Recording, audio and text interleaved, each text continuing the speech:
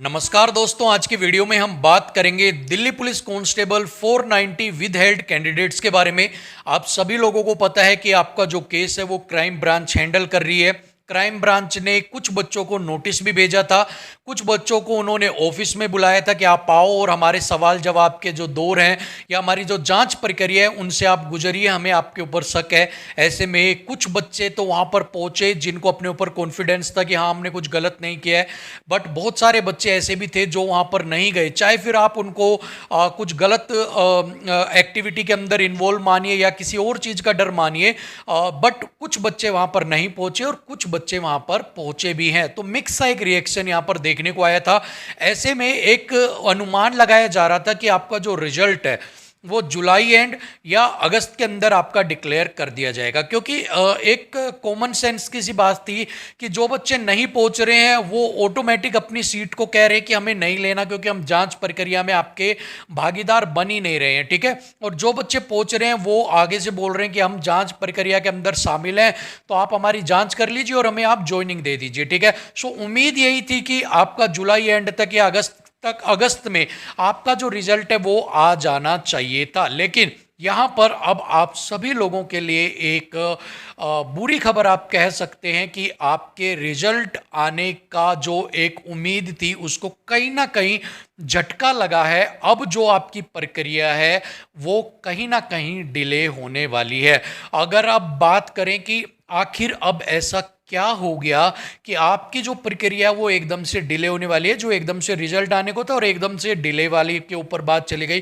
तो देखिए यहां पर हुआ क्या, जांच प्रक्रिया के दौरान बहुत सारे बच्चे नहीं पहुंचे। ठीक है, यहां तक ठीक था, लेकिन जब डॉक्यूमेंट्स को खंगाला गया, जब आपके फर्दर जो इन्वेस्टिगेशन की गई आपकी, तो उसमें से कुछ बच्चे ऐसे मिले जो ज्वाइन कर चुके थे। ठीक है, ऑलरेडी ज्वाइन कर चुके थे, ट्रेनिंग चल रही है उनकी।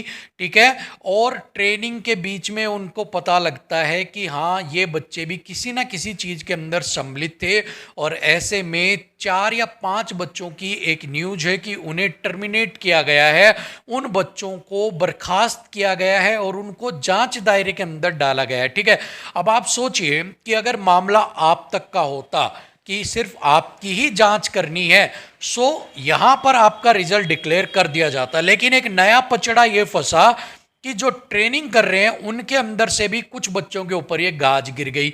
अब अगर गाज उनके ऊपर गिरी है तो अब जांच प्रक्रिया के दायरे में एक बार सारे ही आ गए हैं। जो 625 के अंदर जो पास होके गए हैं वो भी आ गए हैं।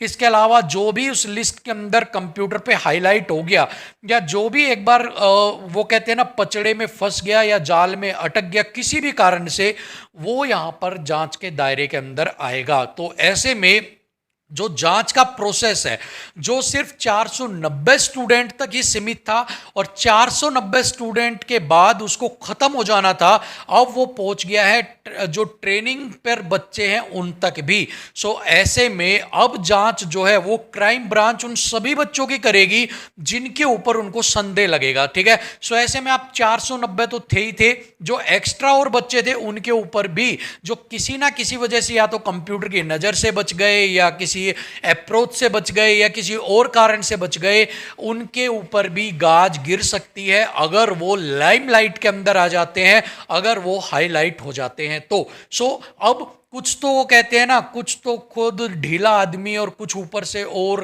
कारण ऐसे बन गए, तो कुछ तो डिपार्टमेंट काम ही ऐसे कर रहा है कि आपको धीरे धीरे करता है, ऊपर से कुछ और रीजंस आपके आगे। ऐसे में अब आपके रिजल्ट कब डिक्लेयर किया जाएगा इसका अनुमान लगाना बिल्कुल भी पॉसिबल यहाँ पर नहीं है, क्योंकि जांच दायरे की जो लिमिट थी वो यहाँ पर बढ़ चुकी है। और इस चीज़ को आपको समझना भी पड़ेगा कि आप जैसे जैसे जांच बढ़ती जाएगी ना, इसके अंदर लिप्त होते जाएंगे, और जैसे जैसे लिप्त होते जाएंगे वैसे वैसे यहाँ पर एफआईआर दर्ज होंगी, आपके केस दर्ज होंगे, आपके ऊपर मुकदमे चलेंगे, आपको टर्मिनेट्स किए जाएंगे, बहुत सारी चीज़ें की जाएंगी। और ऐसे में जो चुनिंदा 130-35 लोग बचेंगे ना, उन 130-35 बच्चों की ज्वाइनिंग होते होते शायद ये साल हो जाए, या हो सकता है कि इनका कोई प्रोसेस होने के हो तो बहुत जल्दी भी हो जाए। बट अब ये कब तक लटकेगा ये कहना यहाँ पर बड़ा मुश्किल हो जाएगा। सो यहाँ पर एक पर्सनली एडवाइस है आप सभी लोगों को कि जिनको भी ये लग रहा था कि भाई हमारा जो सिलेक्शन है वो हो जाएगा शायद हमारा रिजल्ट आने पर, अब आप यहाँ पर लटक गए हो।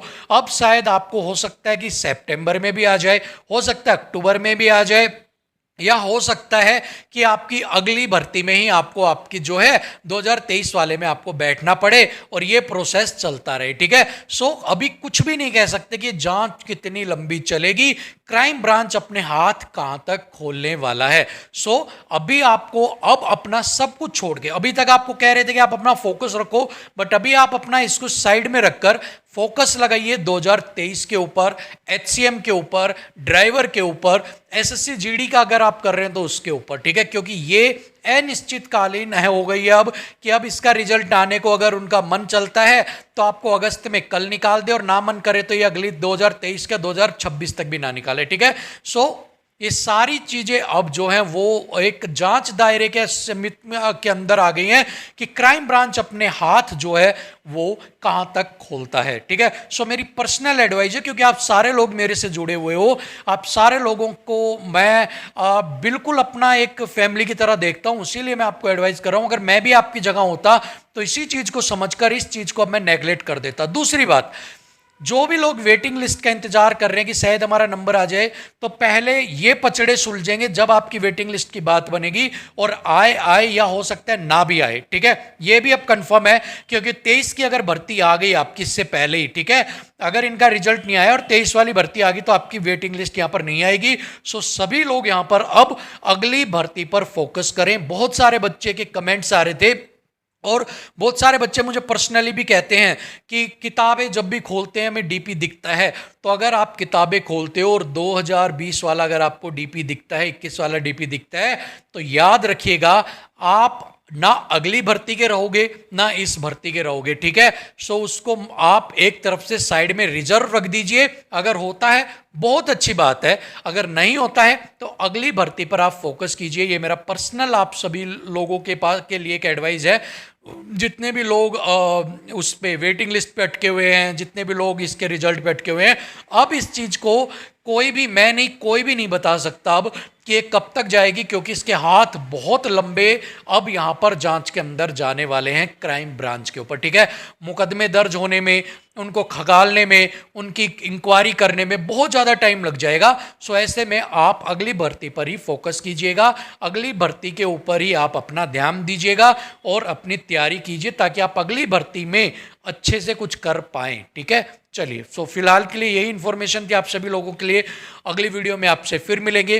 फ्री के मॉक टेस्ट आपके लिए कल से हम स्टार्ट कर रहे हैं, दिल्ली पुलिस के लिए, एचसीएम के लिए भी, 2023 के लिए भी, तो आप उनको भी ज्वाइन कर सकते हैं, उनसे भी पढ़ सकते हैं। ठीक है। सो अभी के लिए वीडियो में इतना ही। नेक्स्ट वीडियो में आपसे फिर मिलेंगे, तब तक के लिए इजाजत दीजिएगा। नमस्कार।